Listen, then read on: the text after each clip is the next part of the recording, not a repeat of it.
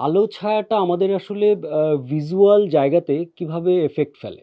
আমরা ঠিক একটা কাপড়কে যখন আমরা কোথাও রাখি, ঠিক আলো ছায়ার কারণেই তার ফোল্ডগুলো আ প্রপারলি আমরা দেখতে পাই। কোথাও হচ্ছে গিয়ে শ্যাডোটা পড়ে এবং সেই শ্যাডোর কারণে সেই ফোল্ডগুলো প্রমিনেন্ট হয়ে ওঠে।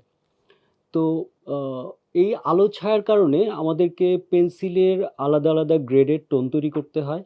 সেই টোনগুলো খুবই জরুরি, কারণ একটা স্কেচ করতে গেলে বা টোনের কাজ করতে গেলে সেখানে হচ্ছে সেই ভ্যারিয়েশনগুলো আমাদেরকে মেনটেন করেই তারপর হচ্ছে সেটাকে 3D ফিলিংয়ে নিয়ে আসতে হয়।